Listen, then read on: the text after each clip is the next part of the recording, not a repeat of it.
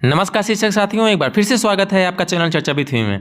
जैसा कि आपको पता है कि साथियों, पिछली सत्र की भांति इस सत्र में भी जो डीबीटी का कार्य है, अर्थात जो ड्रेस, जूता, मोजा या अन्य प्रकार की जो सामग्रियों को क्रय किया जाना है, वह उसका भुगतान डीबीटी के माध्यम से ही अभिभावकों के खातों में किया जाना है।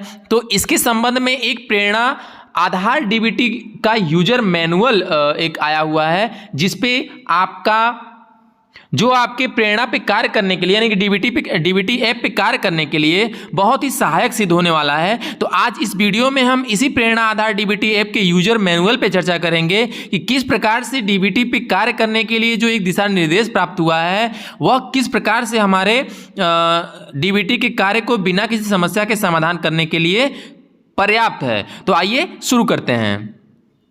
देखिए, सबसे पहले कह रहा है प्रेरणा आधार डीबीटी ऐप को डाउनलोड करने के लिए गूगल प्ले स्टोर पर जाकर प्रेरणा आधार डीबीटी ऐप डाउनलोड करें और इंस्टॉल के बटन पर क्लिक करें। कह रहा है कि सबसे पहले अपने मोबाइल में आप गूगल प्ले स्टोर पर जाएंगे, जहां से आप विभिन्न प्रकार के ऐप को डाउनलोड करते हैं। ठीक है, तो वहां से जाके आप उस प्रेरणा आधार डीबीटी ऐप सर्च वाले कॉलम में क्लिक करेंगे। जब वहां पे प्रेरणा आधार डीबीटी सर्च करेंगे तो एक प्रेरणा आधार डीबीटी का ऐप खुल के आएगा, जिसको आपको क्या करना है, डाउनलोड करने के बाद इंस्टॉल कर लेना है। ठीक है, और उसके आगे कह रहा है कि यदि आपके फोन में पहले से उपलब्ध है तब क्या करना है। तो यदि आपके फोन में पहले से ऐप इंस्टॉल है तो इसको डिलीट कर लें और तत्पश्चात प्रेरणा आधार डीबीटी को ऐप को इंस्टॉल करें। कह रहा है कि इसके पहले यदि आपके मोबाइल में डीबीटी का ऐप उपलब्ध है तो उस पर काम नहीं करना है। क्यों नहीं करना है? क्योंकि वह पुराना वर्जन हो चुका है और एक तरह से समय समय पर नए वर्जन इसके आते रहते हैं, जिसमें विभिन्न प्रकार के परिवर्तन होते रहते हैं। तो इस वजह से कह रहा है कि अगर आप उसी पे काम करेंगे तो जो नए परिवर्तन हुए हैं उससे आप वंचित रह जाएंगे, उससे अछूते रह जाएंगे। तो उस परिवर्तन को भी जानने के लिए, उस परिवर्तन में क्या परिवर्तन हुआ है, उस परिवर्तन को किस प्रकार से हमें उस पर काम करना है, ये जानने के लिए आप नया ही इंस्टॉल करें। ठीक है, तो आप उम्मीद है कि इसको आसानी से कर लेंगे। आगे देखते हैं। देखिए, आगे कह रहा है कि नोट में कह रहा है कि आधार वेरिफिकेशन करते समय सभी फील्ड का डाटा अंग्रेजी में ही भरना है। हिंदी में भरा गया डाटा अमान्य होगा। कह रहा है कुछ भी भरना रहेगा आपको तो वो आपको अंग्रेजी में ही भरना होगा। ठीक है, हिंदी में जो भरेंगे वो अमान्य हो जाएगा और हिंदी में लेगा ही नहीं, हिंदी में आपको भर ही नहीं पाना है, आगे ही नहीं बढ़ेगा। तो आपके पास आधार वेरिफिकेशन के लिए केवल 3 प्रयास हैं। आपको पता होगा कि जो पिछली बार अभिभावकों का आधार या खाता नंबर को वेरिफिकेशन जो प्रक्रिया होती थी वो 6 बार रखा गया था, लेकिन इसमें कह रहा है आपके पास आधार वेरिफिकेशन करने के लिए केवल 3 प्रयास हैं। कृपया डाटा जांच कर आधार कार्ड से सारी जानकारी का मिलान करके ही डाटा को भरें। किस प्रकार से मिलान करना है? कह रहा है इसमें कि जो भी आधार कार्ड में विवरण लिखा होगा उसी अक्षरशः एक एक शब्द अक्षर देख के जैसा लिखा है वैसा ही आपको उसमें भरना है। ठीक है, तो ये आप ध्यान देंगे। अब कैसे क्या करना है उसमें हम आगे भी देखेंगे। कह रहा है अभिभावक का आधार वेरिफिकेशन करने के लिए दिशा निर्देश। अभिभावक का आधार वेरिफिकेशन करते समय आप जिसका आधार वेरीफाई कर रहे हैं, ऐप पर अभिभावक आधार वेरिफिकेशन में उसी का नाम, लिंग, आधार नंबर भरें। कह रहे अभिभावक में जिसका, जैसे अगर पिता का ले रहे हैं तो फिर पिता का ही भरें और माता का ले रहे हैं तो माता का ही भरें। ठीक है, तो आधार वेरिफिकेशन में उन्हीं का विवरण भरें जिनका वेरिफिकेशन करना है। जैसे यदि माता का आधार वेरिफिकेशन कर रहे हैं तो माता के आधार कार्ड पर जो नाम लिखा है वो नाम भरें। आधार कार्ड में जो स्पेलिंग लिखी है वो स्पेलिंग, ऊपर आपको बताया गया है ना कि आधार कार्ड में जैसे लिखा हुआ है एकदम अक्षरशः वही आपको उतार देना है अपने डीबीटी में डाटा भरते समय। ये नहीं, जैसे इस पे मैंने पिछले वीडियो में भी इस पे चर्चा कर रखी है कि अगर शीला है, अगर आधार कार्ड में YEL लिखा हुआ है तो ये लिखेंगे। अब अपने मन से YHIL नहीं करेंगे। ऐसे विभिन्न प्रकार के परिवर्तन जो आपको लगेगा कि आधार कार्ड में गलत है तो उसको गलत को ही गलत भरिए, क्योंकि अगर आप अपने मन से उसको सही करते हुए भरेंगे तो वो डाटा क्या होगा, वेरीफाई नहीं होगा और आगे नहीं भरेगा, आगे नहीं बढ़ेगा। आगे कह रहा है कि आधार नंबर आधार कार्ड से देखकर बिल्कुल सही भरें। तो ये तो आप समझ ही चुके होंगे पिछली बार भी कि अगर एक बार भी गलत, एक अंक गलत होने पे पूरा वो आधार वेरिफिकेशन का काम ठप हो जाता था, नहीं आगे बढ़ता था। तो इस बार भी वही होगा कि आधार नंबर को वेरीफाई करने के लिए आधार कार्ड का जो नंबर है उसको एकदम सही भरें। देखिए कह रहा है बच्चों का आधार वेरिफिकेशन करने के लिए निर्देश। बच्चे के आधार कार्ड में जो नाम और स्पेलिंग लिखी है वही ऐप पर स्टूडेंट के नाम में भरें। ये तो बच्चे में भी लागू होगा और अभिभावक में भी लागू होगा कि जैसी स्पेलिंग लिखी हुई है नाम की या अन्य चीज़ों की वैसी स्पेलिंग से भरना है। बच्चे के आधार कार्ड में अभिभावक के नाम के साथ यदि SOCODO लिखा है यानी कि son of, care of, daughter of लिखा है तो वो आपको ऐप पर नहीं लिखना है। ठीक है, आपको सिर्फ अभिभावक का नाम लिखना है। जैसे केयर ऑफ या डॉटर ऑफ या सन ऑफ लिखा रहता है तो उस वाले कॉलम को आपको नहीं लिखना है। ठीक है, जैसे अभिभावक या माता या पिता के आगे ये सब लिखा रहता है, ठीक है, तो वो नहीं लिखना है आपको सिर्फ अभिभावक का नाम ही लिखना है और आधार कार्ड में जो स्पेलिंग लिखी है वही लिखना है। ये आपको देखिए तीसरी बार बताया गया है कि स्पेलिंग आधार कार्ड के अनुसार ही लिखना है। तो फिर एक बार देख लें कि जो स्पेलिंग आधार कार्ड में लिखी है वही लिखना है, अपने मन से उसमें परिवर्तन नहीं करना है। आगे कह रहा है बच्चों की जन्मतिथि जो आधार कार्ड में लिखी है वही ऐप पर लिखना है। जन्मतिथि वही लिखना है जो आधार कार्ड पे लिखी है। किसी अन्य डॉक्यूमेंट का जन्मतिथि आप नहीं मानेंगे, आधार कार्ड के अनुसार ही लिखेंगे। बच्चे का लिंग जो आधार कार्ड में लिखा है वही भरेंगे। आधार नंबर आधार कार्ड से देखकर बिल्कुल सही सही भरेंगे। तो जब भी आधार कार्ड का विवरण भरना होगा तो एक एक स्पेलिंग देख के और एक एक नंबर आधार कार्ड का नंबर देख के सावधानी से भरेंगे। आगे देखिए अब यहाँ पे कह रहा है कि जब आप आधार कार्ड जब आप डीबीटी पोर्टल डीबीटी ऐप खोलेंगे तो कुछ यूं खुल के आता है। ये आप पिछली बार देख चुके हैं। और सबसे पहले आपको यहाँ पे डिस्ट्रिक्ट सेलेक्ट करने के लिए कह रहा है। तो जैसे आप इस पर क्लिक करेंगे तो विभिन्न जिलों के नाम आपके सामने जो है ऐसे कॉलम में बन के आएंगे। तो आप उसमें अपना नाम ढूंढ के उस पर क्लिक करके जब क्लिक करेंगे तो यहाँ पे वो नाम दिखने लगेगा तो आप नेक्स्ट कर देंगे। जैसे फॉर एग्जाम्पल मान लीजिए संत कबीर नगर मेरा जनपद है तो संत कबीर नगर मैं यहाँ पे लिखूंगा और उसके बाद लिखूंगा मतलब क्या सेलेक्ट करूंगा जो आपके सभी जनपदों के नाम यहाँ पे आपके नीचे क्लिक करने पे दिखाने लगेगा तो उसमें सेलेक्ट करेंगे और आप नेक्स्ट आगे बढ़ जाएंगे। ठीक है, आगे फिर यहाँ पे देखिए आपको कह रहा है कि चूज योर, ये आप चीजें जानते ही हैं फिर भी मैं एक बार बता दे रहा हूं कि ऊपर आपको क्या लिखना है, मोबाइल नंबर लिखना है, इंटर पिन करना है, कंफर्म पिन करना है। पहले मोबाइल नंबर लिखेंगे तो पहले क्या होता था, मोबाइल नंबर लिखने पे आप पे ओटीपी जाता था, उसके बाद ये करना होता था। ठीक है, तो मोबाइल नंबर यहाँ लिखेंगे, इंटर पिन करेंगे, कंफर्म पिन करेंगे। यहाँ पे आपको ये जो इंटर पिन है ये अपने मन से जनरेट करना है। ठीक है, पिछली बार हर बार आपको नया पिन जनरेट करना पड़ता था। इस बार देखिए क्या होता है, इस पर हम पहले मैनुअल पढ़ लेंगे, उसके बाद इस पर हम बात करेंगे, चर्चा करेंगे, इसको देखेंगे। तो यहाँ पे मोबाइल नंबर और या आप 4 अंकों का जो पिन क्रिएट करेंगे वो और वही पिन दोबारा लिखने के लिए कह रहा है। ठीक है, जब आप पिन जनरेट कर लेंगे 4 अंकों का और जब कंफर्म कर देंगे तो न्यू रजिस्ट्रेशन का ऐसे करके एक आपके सामने पेज खुलेगा जिसमें जो है आपके डिस्ट्रिक्ट का नाम, ब्लॉक का नाम, स्कूल का नाम, स्कूल का टाइप, कौन सा जनपद है, कौन सा ब्लॉक है, स्कूल का नाम क्या है, स्कूल का टाइप मतलब पीएस है, यूपीएस है कि कंपोजिट है, और डिजिग्नेशन आपका क्या पद है वो लिखा होगा। साथ में ही आपके मोबाइल नंबर का भी जिक्र इस पे किया गया होगा और ऐप का कौन सा वर्जन आप ये इस्तेमाल कर रहे हैं वो भी लिखा होगा। ठीक है, ये सब सारी ऊपर आपके जानकारी जो है लिख दी गई होंगी, वो केवल आपकी ही जानकारी होंगी। आपकी मतलब आपके विद्यालय से संबंधित, आपके विद्यालय किस ब्लॉक में स्थित है, किस जनपद में है, आपका मोबाइल नंबर क्या है, आपका पद क्या है, ये सब सारे विवरण होंगे। उसके बाद आपके सामने 2 विकल्प होंगे, या तो न्यू रजिस्ट्रेशन पे क्लिक कीजिए या वेरीफाई और ड्रॉप आउट स्टूडेंट पे रिपोर्ट पे क्लिक करना है। तो आपको जब नया रजिस्ट्रेशन करना रहेगा शुरू में तो आप न्यू रजिस्ट्रेशन पे क्लिक करेंगे। देखिए यहाँ पे लिखा भी है छात्र छात्रा का रजिस्ट्रेशन करने के लिए इस बॉक्स पर क्लिक करें, यहाँ पे आपको क्लिक करना है। जब आप यहाँ पे क्लिक कर लेंगे तो आपके सामने एक नया पेज खुल के आएगा जिसपे क्या लिखा होगा,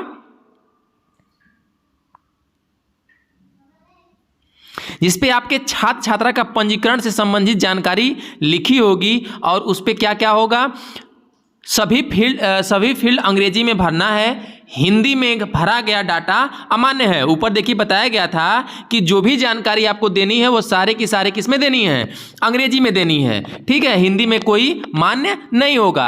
अब कक्षा कौन सा आपको भरना है, यहाँ पे जब क्लिक करेंगे, देखिए यहाँ पे तो एक सेलेक्ट है, लेकिन जब ये वाला विकल्प जब आप यहाँ पे क्लिक करेंगे तो 1 से लेकर 2, 3, 4, 5, 8 तक जो है सारे विवरण खुलेंगे। अगर आपका पीएस है तो केवल 5 तक, यूपीएस है तो 6 से 8 तक, कंपोजिट है तो 1 से लेकर 8 तक का विकल्प खुलेगा। जिस कक्षा में आपको एडमिशन करना होगा, जिस कक्षा के बच्चे का आपका डाटा यहाँ पे भरना होगा, वो कक्षा आप सेलेक्ट कर लेंगे। प्रवेशांक आप अपने प्रवेश पंजिका पे, जब बच्चे का आपने एडमिशन किया होगा तो उसके प्रवेश पंजिका पे जिस प्रवेशांक पे उसका नाम लिखा होगा वो नंबर लिखना है।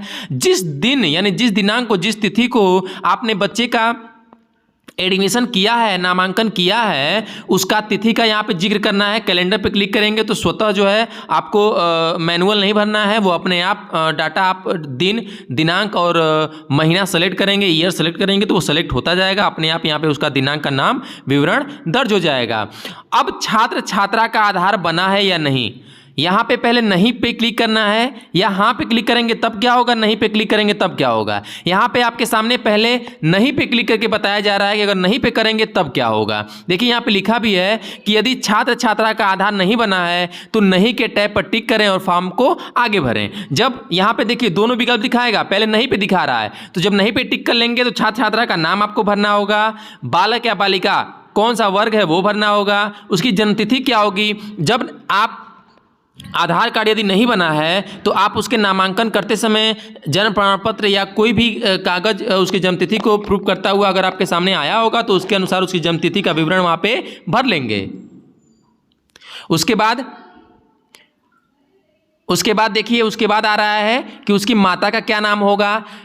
कारण, अब ऊपर आपने दिखा था ना कि उस बच्चे का आधार कार्ड क्या है, नहीं बना हुआ है, तो यदि छात्र का आधार नहीं बना है तो उसका कारण क्या है। यहाँ पे जब आप क्लिक करेंगे तो वहाँ पे विभिन्न प्रकार के कारण आएंगे, उसमें से कोई एक आप सेलेक्ट करके आगे बढ़ेंगे। अब मोबाइल नंबर भरिए, ठीक है, मोबाइल नंबर आप वही भरिएगा जो चालू हालत में होगा, जिसे समय समय पर जरूरत पड़ने पर आप उससे संपर्क कर सकें। ऐसा नहीं है कि फिर आपको बाद में परेशान होना पड़ेगा यदि गलत नंबर भर देंगे तो ऐसा नंबर आप नहीं भरेंगे। एक बार वहीं पर जब वो नंबर दे तो वहीं पर आप उसको चेक भी कर लेंगे अभिभावक के फोन पे फोन करके कि अभिभावक के द्वारा दिया गया नंबर चालू है कि नहीं है, ठीक है। क्योंकि बाद में होता क्या है कि वो कतिपय हालात में देखा गया है कि अभिभावक विभिन्न स्थानों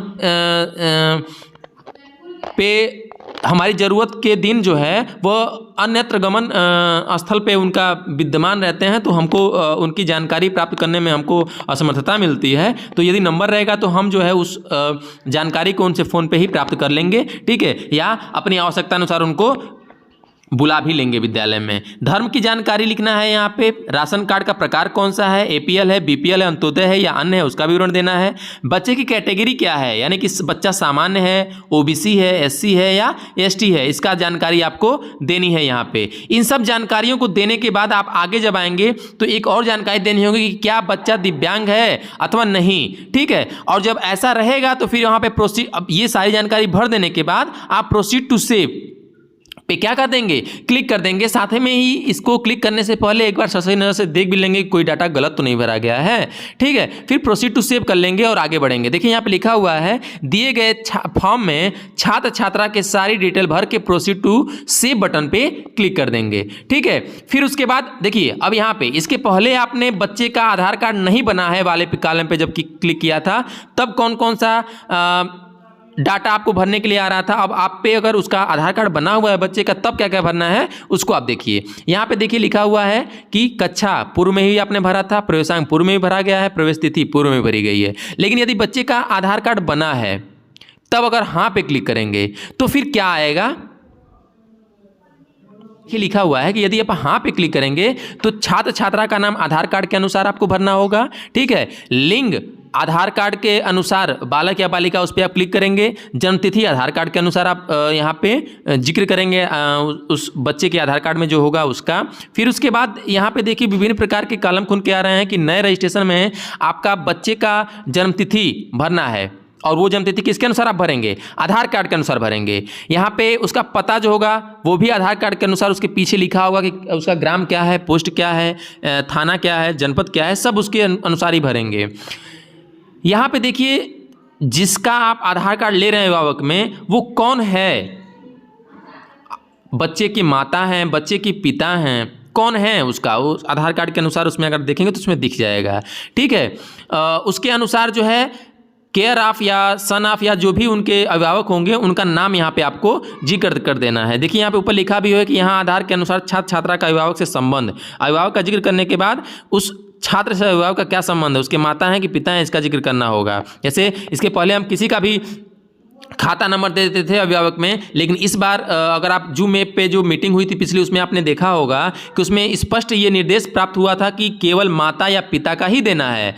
यदि दोनों का नहीं देना चाहते हैं तो ये तभी संभव हो पाएगा जब उनके माता पिता एक्सपायर कर गए हों। यदि वो मृत हो गए हैं, मृतक होने की स्थिति में आपको उसके प्रमाण भी प्रस्तुत करने पड़ेंगे। ठीक है, तो ये आप माता और पिता का ही दे सकते हैं। छात्र छात्रा का आधार नंबर भी लिखना होगा, क्योंकि आपने ऊपर वहाँ पे हाँ पे क्लिक किया है कि छात्र छात्रा का आधार नंबर है। तो जब हाँ पे क्लिक कर लेंगे तो उसके बाद क्या होगा, उसका नंबर भी आपको उसके अनुसार ही लिखना होगा। किसका, आधार कार्ड के अनुसार ही बच्चे का नंबर लिखना होगा। एक एक अंक आप सावधानी से मिलाते हुए लिखेंगे। अब देखिए, पिछली बार की तरह इस बार भी आपको अभिभावकों से सहमति पत्र ले लेनी है, और उसके साथ ही यहाँ पे देखिए लिखा भी है कि मेरे द्वारा, यहाँ पे टिक करना है आपको, अगर ले लिए तो टिक करना है, मेरे द्वारा उक्त छात्र छात्रा के अभिभावक को बेसिक शिक्षा विभाग द्वारा संचालित डीबीटी के तहत छात्र छात्रा के आधार नंबर का प्रयोग केवल सत्यापन हेतु करने की सहमति लेते हुए सहमति पत्र की छायाप्रति विद्यालय में संरक्षित कर दी गई है। आपको एक प्रारूप पे पिछले सत्र की तरह इस सत्र पे भी आपको उनकी सहमति पत्र लेनी है कि आपके बच्चे का या आपका हम आधार कार्ड ले रहे हैं और इसका हम प्रयोग केवल सत्यापन के लिए ही करेंगे, और उस पर उनकी साइन करा लेनी है और उसकी प्रति जो है आप अपने विद्यालय में संरक्षित कर लेंगे। ठीक है, अब यहाँ पे छात्र छात्रा के पिता का नाम यहाँ पे क्या करना है, भरना है। ठीक है, इसके बाद देखिए वहाँ पे पिता का नाम भरने के बाद क्या भरेंगे, माता का नाम भरेंगे, मोबाइल नंबर भरते समय आप सावधानी दिखाएंगे। मैंने फिर कहा था कि वही नंबर आप लेंगे जो चालू हालत में हो, जो समय पे काम आ जाए। धर्म का जानकारी आपको देना है, राशन कार्ड का जानकारी देना है, श्रेणी की जानकारी देनी है। ये सारी जानकारी तो आप नहीं वाले में भी भरे थे। ठीक है, छात्र दिव्यांग है कि नहीं, इस पर देना है। फिर प्रोसीड टू सेव पे क्लिक कर लेना है। ठीक है, प्रोसीड टू सेव पे क्लिक करने के बाद आप जब आगे बढ़ेंगे तो यहाँ पे आप देखिए पिछले मीटिंग में ये बताया गया था और ऊपर भी मैंने ये पढ़ा था, लिखा था कि केवल आपको 3 प्रयास ही आधार वेरिफिकेशन के लिए मिलेंगे, तो आप इसको बहुत ही सावधानी से करेंगे। ठीक है, यहाँ पे देखिए कि किसका आधार सत्यापित करना है आपको। अगर पिता का करना है तो पिता, माता का करना है तो माता। यहाँ पे लिखा भी है कि जिस अभिभावक का आधार वेरीफाई करना है उसे सेलेक्ट करें। अभिभावक का नाम क्या है अभिभावक का, उसका जिक्र करिए आप। अभिभावक का आधार नंबर, उसका जिक्र करिए। महिला हैं कि पुरुष हैं, यदि माता हैं तो महिला होंगी, पुरुष हैं तो पिता होंगे, पिता हैं तो पुरुष होंगे। इसका आप क्या करेंगे, क्लियर कर लेंगे। और आप ये उनके आधार के अनुसार ही नंबर और ये अभिभावक का नाम, माता या पिता का नाम आधार के अनुसार ही लिखेंगे। और क्योंकि आपको केवल 3 प्रयास मिलने हैं तो 3 प्रयासों को अति बहुमूल्य मानते हुए बहुत ही सावधानी से करेंगे। अभिभावक का आधार सत्यापित जब भर लेंगे तो उसको क्या करेंगे, यहाँ पर क्लिक करने पर अभिभावक का आधार सत्यापित हो जाएगा, और जब सत्यापित हो जाएगा तो यहाँ पे पूर्णतः संरक्षित करने पे आप क्लिक करेंगे। पूर्णतः फॉर्म को सुरक्षित करने के लिए यहाँ पे आप क्या करिए, क्लिक करिए। ठीक है, इसके बाद आप जो है आप डीबीटी पे जो आप कार्य कर रहे थे वो सफलतापूर्वक आपके द्वारा संपादित कर लिया गया है। इसके बाद लिख रहा है कि यदि आपको कोई भी टेक्निकल समस्या आ रही है यह फॉर्म भरते समय, डीबीटी पे ये बच्चों का और अभिभावक के संबंधी जो भी जानकारी आप इसमें विवरण भर रहे हैं उसको भरते समय कोई भी दिक्कत आ रही है तो prernahelp@gmail.com। इससे पहले यदि आपके विद्यालय में कोई तकनीकी रूप से आपसे सक्षम है जिससे आप हेल्प लेके उनसे आप ये अपनी समस्या बता के, या आपके कोई मित्र शिक्षक हैं किसी अन्य विद्यालय पे कार्यरत हैं तो उनसे भी आप हेल्प ले सकते हैं। लेकिन यदि आप चाहते हैं कि मुझे किसी से ना पूछना पड़े या किसी से पूछना नहीं चाहते हैं कि मैं सीधे जो है ऊपर उच्च अधिकारियों से या तकनीकी सहायक जो हैं इसके लिए नामित किए गए उनसे मैं बात करूँ, उनसे मैं सहायता ले लूँ, तो आप prernahelp@gmail.com पर मेल कर सकते हैं। और अपनी समस्या जब वहाँ पे आप मेल करेंगे तो वहाँ से उत्तर उसका जरूर प्राप्त होगा। ठीक है, इसके साथ ही हमारा ये जो भी इसमें जानकारी दी गई है वो उम्मीद है कि आपके लिए बहुत ही सहायक सिद्ध होगी। इसके अलावा यदि आपके साथ डीबीटी पे कार्य करते समय कोई समस्या आती है, किसी समस्या का सामना करना पड़ता है, तो उसको आप उस समस्या को कमेंट बॉक्स में लिख के हमें अवगत कराएं। हम उस समस्या को समाधान करने का प्रयास करेंगे।